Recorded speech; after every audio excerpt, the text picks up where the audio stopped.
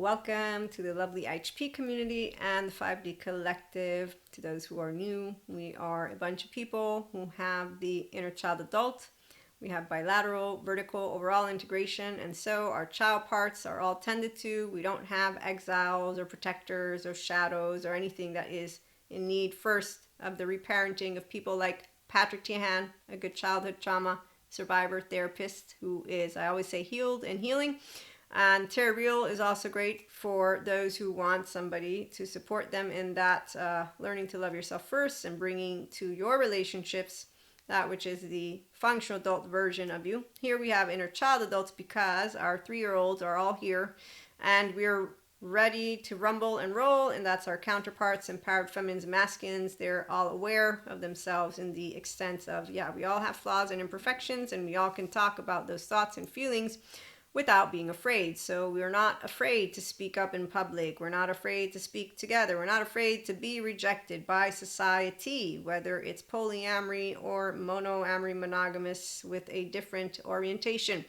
Okay, you know how society is when it comes to trying to shame people due to us having unkind, insecure men, women, days who don't know what subjective experience means as flexible, adaptive, coherent, energized, stable adults. They only know how to do what the adaptive childs do, which is, I'm going to tell you that I know everything. Unbridled self-expression, confusing shit. The left mode is very uninteresting.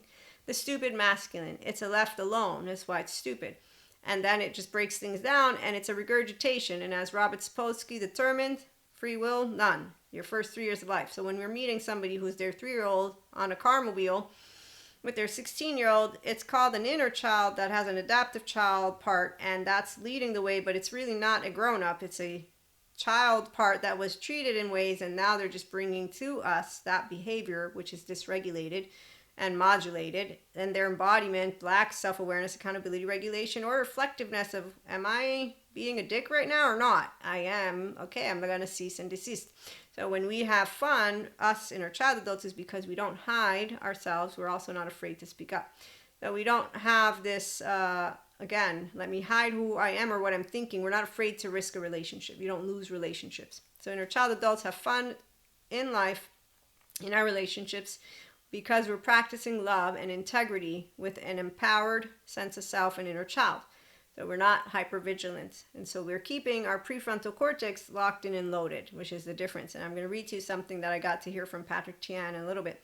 Okay, so we don't lose the power when situations, unknowns, uncertainties, career changes, we have just the same level of emotional, mental interactions inside of us, meaning energy is always in motion, but we have the good stress because of being restorative, embodiment, self-aware, accountable, regulating people who use those mindfulness mindset practices that I get to share with you all in our video practices and in the inner growth mindset practices.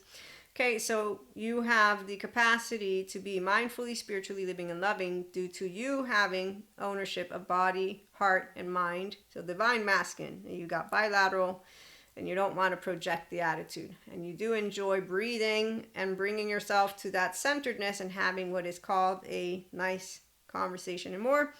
And so we live in a state of authentic connection to ourselves, first of all, which is why you thrive alone and with other. It's why you don't lose passion with your counterpart and or counterparts, because you don't say, I'm going to hide Maria away, or let him, her, or they try to hide themselves away. You welcome the subjective, individual, differentiated selves in their experience, in their language, and their stuff, you and yours, and that's the tangle of two and or twos. And obviously, please do remember, for our polyamory community, we don't do, you're not poly enough, the securely attached, non-traumatized ones. Those who have empowerment, sense of selves, it's okay. We talk in many ways. And there's Poly Secure and Poly Wise as two good books if you're interested. It can support you to understand how to express concepts that aren't going to be too challenging when you have empowered masculines, feminines, because again, empowered people know about differentiation. And the reality is they're aware, accountable, and reflective with mindfulness in the forefront, which means they are mindful and have space to know. They might not use the same words, subjective experience, but they know I have a way of thinking, feeling life because of where I come from, and so does another. And they don't want the other to hide it. Okay, so inner child adults are people who want to come out and play and have a good time. They want a sense of safety, like we all do. That's our mammalian heritage. We all want to establish a secure connection, minimum one. Okay, that's why the monoamory monogamous community and the therapists support that more than the polyamory. And while Jessica Fern in her books suggests that she feels or thinks or believes that polyamory can lead more people to security, I'm going to say I beg to differ, although I understand her hypotheses, if I can use those words, and that's why it's a subjective thought process that isn't an imposition. At the same time, for someone to say who's not even an expert in the mental health arena, because at least Jessica Fern is a therapist and she's done a lot of studies, and I forget all of her titles, but there's this journalist, I think is what she is, and she goes on in an interview to say that polyamory overestimate the usage of a person's brain. So she's making a generalized statement calling human beings stupid, which, I mean, I get it, because the cliche sentence is that. In the meantime, I'm thinking about the masses who follow the 7 to 14 charming, who right now I'm seeing them all over the place, and the delusional narcissistic behavior of people is completely obvious to those of us who have integrated brains. There's no question about it. Oh, and those of us of faith know that it's all good. There's no need for us to be discussing spiritual warfare or mental warfare of any type, because that's not what's taking place. Though what's taking place is the opportunity for every person to claim that which is theirs, heaven in the body. The kingdom of God is within you. Yes, go get childhood trauma therapy, get back into your heaven in the body, and hey, you're going to have a good time on earth. And you're going to anchor in that which is a ventral energy. So sciences explains what I got taught in Catholicism, Christianity, except for they explain it better, the ones who are fear-mongering human beings and continuing to use the word Lucifer and insult yoga, Reiki, insult entire other religious groups just because of wanting to use their words. You don't own the Holy Spirit. So you meet a person of faith who's an inner child adult and you keep talking. My mother taught me to be quiet and not say anything unnice, and God taught me to be humble, and I respect that. But when I see people with cloaks insulting people that are spiritual and saying things like this, well, everybody needs something to believe in, I'm like, wow, you're a hypocrite. Like I told my facade friend who called me a hypocrite because I can bring science and spirituality together and match it up. And I'm like, yeah, no, I'm not, but I'm okay. I can understand my facade's friend's subjective interpretation because it's, excuse me, you're confusing shit, says the stupid masculine who's a left mode alone because they have no capacity to deal with their right, because if they are in that darkness, hello darkness, my old friend, the silence of the right to me is nothing except for a playful playground because I'm an inner child adult. So in my head I have no monsters, I have playtime. In my head, I have intellect, I have joy. Every moment that I will spend inside my world will be full of bliss, which is exactly why an inner child adult will thrive alone, not because they're isolated in a way of keep me protected. No, I thrive alone because I'm in the blissful state of me as I then create content and share with the world. I really don't need the others around me, as you are self-calibrating in a healthy way, of course. But we're meant to share life, yes. And what is life if you don't share with others, which is why empowered counterparts are really awesome in the way that we're going to talk about. Okay, so inner child adults, they have fun in life and relationships thanks to practicing love and integrity as self-empowered 5D mystics, spiritual and or mindful people. By mindfully, spiritually living and loving, the inner child adult doesn't lose power when dealing with difficult life situations or relationships, life's unknowns or unexpecteds, and societal rejection or not fitting in or being accepted for who their authentic whole self is, and brings forth in the day-to-day into society the meaning that you want to share or whatever it is, and all that you're again bringing forth in your career, your entrepreneurial endeavors. We all get to do it with an equanimous tone when we're inner child adults. Very different than those who are not, with the bilateral, vertical, and overall integration. But as I have been sharing with you all before, there is no Lucifer to be blaming. People who have hell in their body have trauma and continue to live what is dysregulated, modulated embodiment, and their maladaptive patterns of behavior are what lead them to prison or other shit, and or to not grow any healthy relationships. It's unfortunate. Inner critic, outer critic, fucking, drinking, drugging. I saw these people in college as I was getting my bachelor's and then in my master's. Lo and behold, I'm called a person who's naive or gullible or stupid or something like that. I'm like, I'm pretty sure I'm not any of those things, but let me leave it alone. You know, as I was growing up, I didn't really care to follow a crowd of people who seemed to be, no, they wasted a lot of years. And I was like, I'm happy that in a short 3 years, I learned how not to waste any of my time, which is where an empowered feminine will tell you. We are not short term in any way, short. We're long term, and we know what health means. That luckily I got taught. It's moderation. So living in a state of authentic connection to yourself is why the inner child adult will thrive alone and with other and build secure relationships where there are no filters, hidden thoughts, or emotions, or attempts to change one another as we move along our relationship journey, supporting each other to where we are headed in life. Everybody has a different meaning and purpose. That's why counterparts, the empowered kind, are awesome, because we are good at relational mindfulness and listening. That means with other. And that's because we're a differentiated self. So we don't make them into us and they don't make us into them. It's called a we. Thank you, Dr. Daniel Siegel. Okay, so we're mindfully able to relate and to listen to each other with compassionate curiosity, because that's that part of I love you just the way you are, and just the inclined, kind intention from mindful living and loving practices. You are also understanding that we each live a subjective experience, and so in moments of distress and joy, we want to share both. Difference is when distress happens, safe, secure, and loving space is something that can be tricky, as Terry Real points out. But ultimately, when you have two human beings or more who are emotionally, mentally, and physically mature, there's safe, secure, loving space for each other, which means even in moments of moods, this doesn't become an insulting match. That is called the inner child that needs a reparenting from a person like Patrick Tiahan. If you begin to talk to me in a tone and with mannerisms, you're stupid, you're this, you're blah, blah, that's you actually completely offline. I got a 3-year-old in the room with all their child parts, and that's how they were talked to, so they are now expressing it this way. However, by being able to be an emotionally mature, empowered feminine, every one of you has that. This. You're able to not take it personally, and you're able to bring forth not only the ventral energy, but then to continue with that compassionate hearing.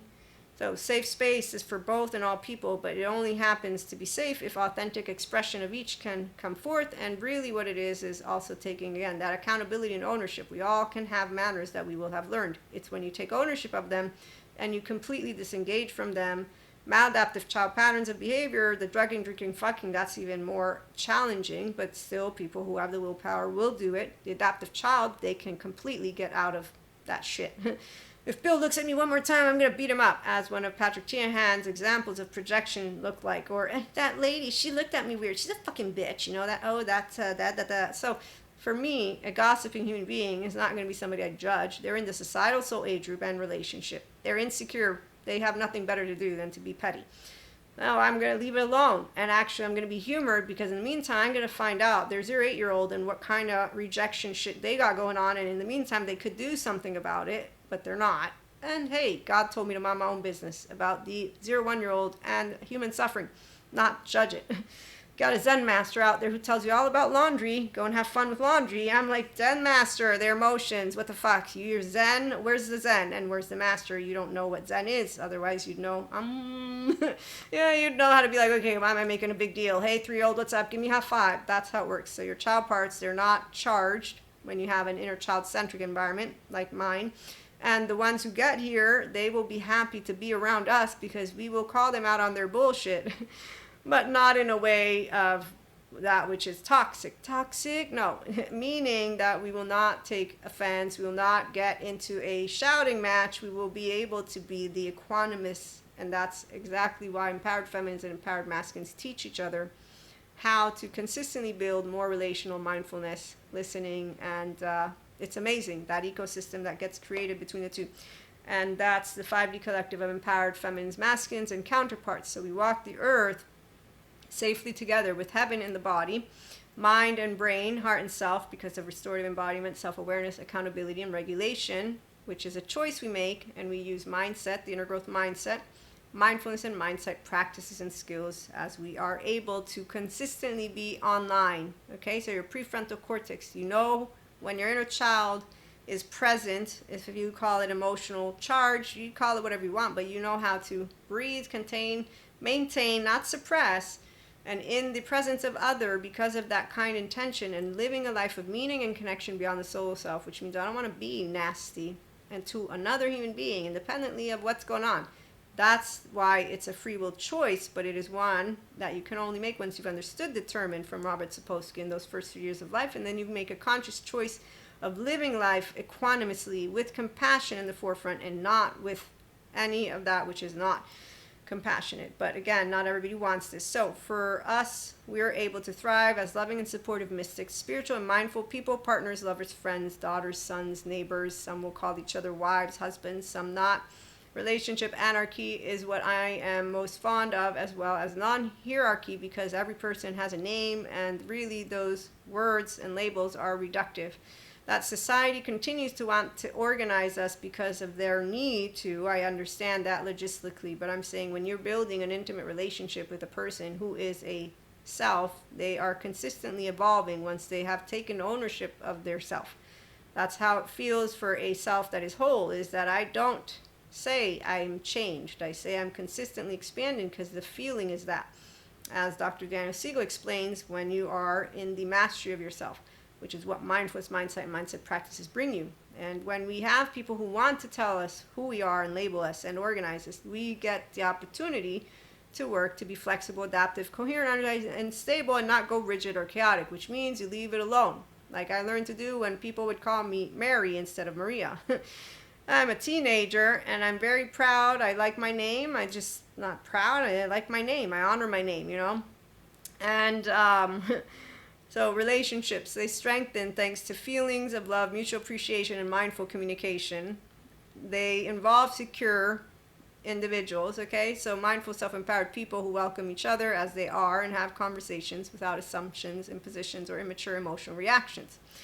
And as a teenager, you're just beginning to learn, if you want, is what I did. I got the honor and pleasure to tell you about that stuff. So they're calling me Mary, and I'm correcting, as a teenager will, very irritated. Eventually, I lead myself to the very conclusion, okay, this is not working. No matter how many times you continuously correct these people, they've refused to hear you. And this is what it is to be this completely disregarded. It just doesn't make a big, am I going to make a big deal about everything? So there's never going to be, if you will, a actual sweet spot. The people who claim empowerment will find it. I found it. This is something they're refusing to hear me. I leave it alone. Gave up? No, I left it alone because the capacity for people to ignore you when you're repeating yourself and then just say you're annoying is beyond the bejesus of anyone. But at the same time, for me to be pissy about it, that sounds ridiculous too. I'm wasting energy for no other reason except for what? I can't accept that people are stupid and ignorant and don't understand. I mean, really, we could be insulting each other all day long based on that. That's why I sage Manny, Diego, and Sid. However, you ask me how I felt about it, I felt the bullshit. Now I'm a grown-up. And guess what happens? All of a sudden, one of these people who's known me since I was a kid, she's changed. She doesn't harass you about, you know, being called Mary, Maria, whatever. Or, you know, that's what she doesn't like. And here's those people who actively live life with a consistent, it's like they have little timestamps and they just carry them and they're very rigid. So they will make them into rigid objects that don't feel like that to me. I mean, I haven't thought about it in a long time. I use it as a story as it came to my mind. But if somebody says that it's a different Maria, no, it's a Maria that got to face a situation, got to mature from it, got to expand from it. It's a positive thing. But that's also why the therapist will say we all change.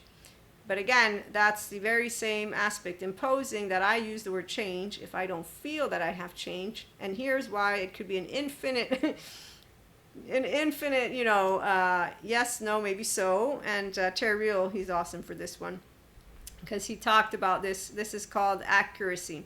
So that people will tend to get into conversations and not really have what is a conversation because of pinpointing and rebutting each other and talking in each other's head. Well, okay, so that's the part of where if you want to equate right or wrong, you are going to consistently not enjoy life in the same way that I do personally.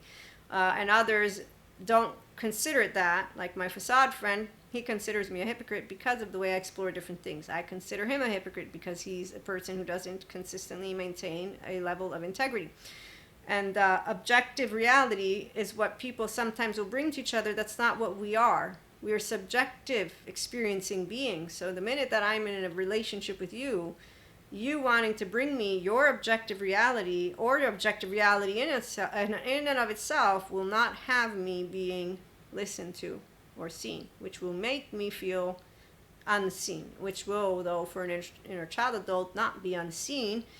I will notice that I'm not being completely allowed to be the subjective experiencing whole self that I am. And that is something that you can understand, which you will leave alone if you're a person who recognizes that, like my facade friend or other people, they don't know how to experience other with compassionate curiosity about each other's subjective experience, but that they have to put accuracy in the middle. Excuse me, you're confusing science and spirituality.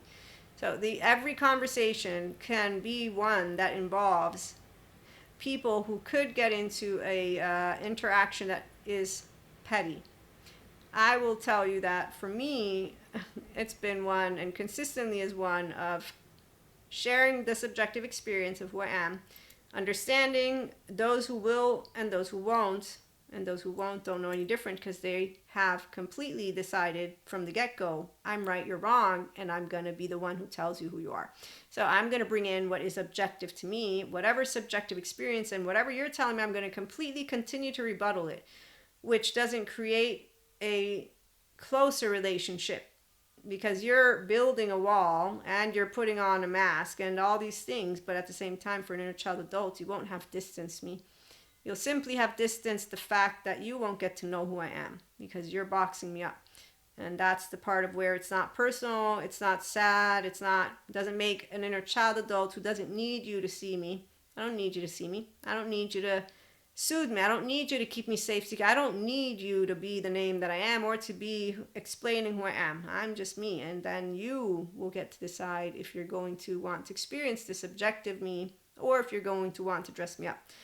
So people that are consistently showing up in a way that allows for our own thoughts and feelings to come up, the subjective experience is what we enjoy. So we're able to live fulfilling relational lives, as Terry Real would point out, because you present the authentic self that you are.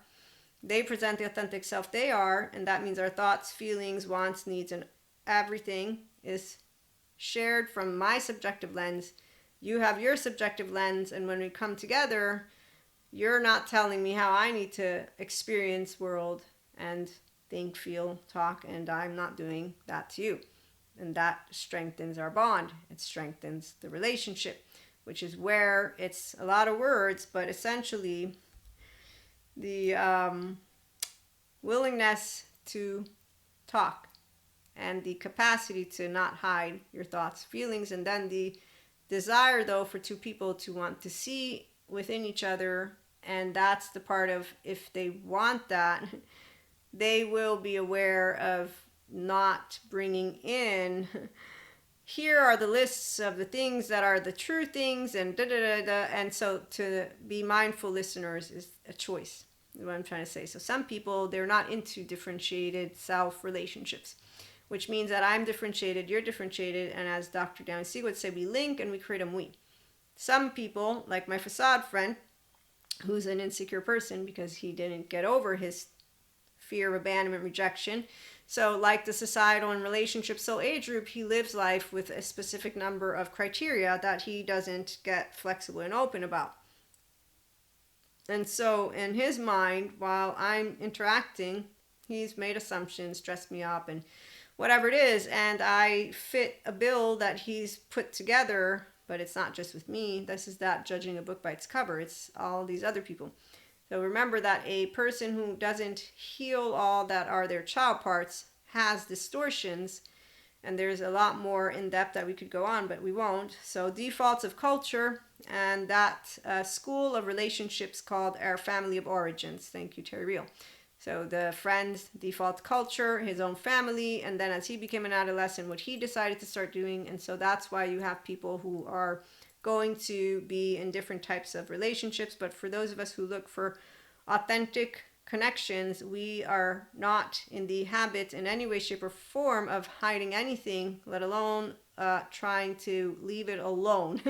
Now, we are going to ensure that we both and or more feel, felt, seen, soothed, safe, and secure, because that's what inner child adults do, because we're in our prefrontal cortex. So we're in the present when I'm interacting with you, and I'm in a safe body because I'm in my ventral and I'm open-hearted. And I'm resonating, attuning, and I'm trusting, or I'm attuning, resonating, trusting. So curious, open, accepting, loving. So we are continuing to dance as we get into it intellectually, emotionally, physically, and we are knowing every step of the way when there's moments of what they can call splinters or ruptures, but really it's not splinters or ruptures, a little bit of disharmony. But I'm going to say it's only disharmony if you have in the room unaware, so people who lack self-awareness, accountability, and regulation skills in that which is that 5D state of consciousness and frequency that we talk about. As long as you have a person who is looking forward to having a love and honest and authentic relationship, they will be presenting their authenticity, wanting the same, and that's why you won't have the potential to go wrong, because you don't lose people when you have self-empowered, enlightening men, women, and days. So the inner child adults, they don't lose their power and their self, their prefrontal, when they're presented with difficult situations. And that's because of keeping the prefrontal cortex online, thanks to being led by our higher self. You have a whole self, so that's a sense of self with the core narrative relational solo self. You know how to work with the nervous system and get yourself into that ease and to then be the grown-up of you. The need for reparenting is not something that you have any need for, and the therapist actually is who helps somebody work with that nervous system, unlike the fancy lady in the suit who says they're trying to imprison you. No, they're not. They're trying to get you to learn how to get out of the 3-year-old and get into your prefrontal, and how to consistently turn your ventral energy on and get from dysregulation to regulation. And so it's very important. So you will learn how to become whole and mindful, and you use your words and emotions versus that which is a inner child, who on the other hand engages with what Patrick Teahan talks about, and that is the limbic system, so the trauma brain specifically, and the amygdala. And that's why he's great for those who can and do want to join that community, as well as maybe he's a therapist, so I don't know how he works with that one, but he helps the ones who want to get into becoming inner child adults, although he'll use different words. He'll say bring your inner adult, and let your inner child be babysat by your therapist, by a safe connection. But you're going into a room, you're about to present something, allow yourself to say, I don't want the inner child to lead my limbic system, my amygdala. I want to lead in my prefrontal. And so there's that which is really fun to watch when people are empowering themselves. That's because they're healing and they're tending to themselves. And so now they get to walk into a room, thanks to therapists like Patrick Teahan, and be aware of, I do have my child parts with me, and they're going to be okay because I'm here as the grown-up, which is that higher self. Some of us, we don't need it because we didn't get lost. Our sense of self didn't get lost as we grew up.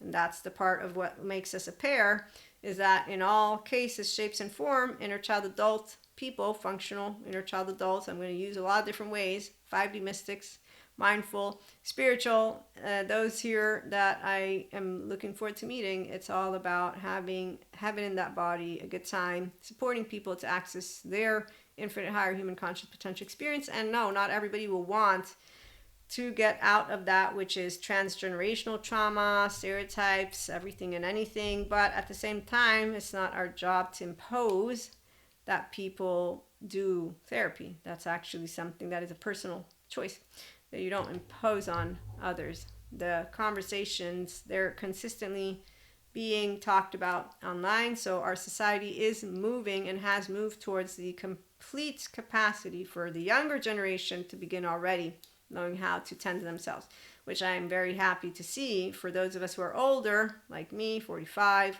those who are older than me, those who are in their say late 30s, mid 30s, but even the mid 30s, they're already a lot more aware of everything that my generation and the older one, yes, we're all aware of it, but it is something we didn't have growing up. So it's acquired, it's welcomed to the mentally, emotionally, and physically mature man, woman, and they. It's refused and rejected by those who are men, women, and they of our age and older, but also some who live in those neighborhoods, which is where school, thank goodness, because as we do have more mindfully living and loving people, independently from what others will choose, what we have are compassionate grown-ups and the ones who lead with heart, and their compassion is not in the absence of healthy boundaries. No, they actively know how to teach that, which is why there's a difference. Healthy self-worth boundaries versus toxic masculinity of seeing a man want to choke a woman on screen, or one man writing, here's why he won't text you back, and then in a 1-minute short telling me about the contempt and disgust that a man will feel following fucking me, and shame, which I don't know where it goes. Let me think. I'm very happy that men have another type of figure, not that dude, to look to, because yeah, that's bullshit. And why is there no mention of good therapy? The same thing goes with the fancy lady in a suit as she's speaking to a public of a bunch of women and says, women, women, gather around. Gather, gather. Make sure to remember, after he's fucked you or once he's fucked you or some shit like that, don't think of it. I know you are. Wedding bells. And I was like, what? And all these women are laughing, and I'm like, which men did you meet? I got told I'm an object. Don't you know that? And what wedding bells? Actually, I'm a whore at this point. He's not even going to want to marry me. I mean, the ignorant people that were in yesterday's news, they're still out there. I'm not even completely surprised. I mean, yes and no. No, I don't know what to tell you all, because honestly, I thought time would move into expansion of brains, and when I see human beings who actually follow these people, I have no words except for, hey, Pinocchio, have a good time on that island, man. Yeah, you're going to love those 7 to 14 charming. Is Stromboli anywhere near you? Yeah. So delusional people are actively the ones who have the pause self. They're not grounded in reality. If you're grounded in reality, you know that anything that comes out of the mouth of anybody falsifiable. You know that every piece of information shared anywhere don't matter. Subjective experiences. Then we have quantitative data, that you don't go around talking about the earth or the moon. You do say, okay, we're learning new things in the sciences sphere. Okay, so I'm just saying, like, we don't dismantle everything from yesterday's news because of new information. We bring it all in, and we continue to have a good time. So smart brains, grounded in reality, that's what we build here. We don't want the ones who are delusional. We get to make fun of them, not because I want to, believe me. I don't want to be the one who says we got people who are determined with no free will, but he is right. Thank you, Robert Sapolsky. So in the meantime, if for whatever reason we have no free will whatsoever, I know who's going to come at IHP. And that's all people who take mental health, emotional, physical, and all of it seriously. And we're healed trauma people, and we have inner child adults, and we love to love. I love to love. And my baby, he loves to laugh. He loves to live. He loves to learn. He loves to also expand and not cast stones. And there's nothing better than catch a falling star and put it in your pocket and never let it fade away. So we catch it for a rainy day. We also catch it for a hard day. And we know that on some starless night, when you may encounter love, you may want to hold him, her, or they. What are you going to do in a dark evening, no stars? Hey, guess what? I got a bunch of stars. Okay, so we'll be back in a little bit with some more stuff, and we do have some channeled guidance for my lovely regular listeners, Spotify, other podcast platforms, and that's going to be audio alone. This one's also on YouTube. Thank you again for stopping by. Have a good one.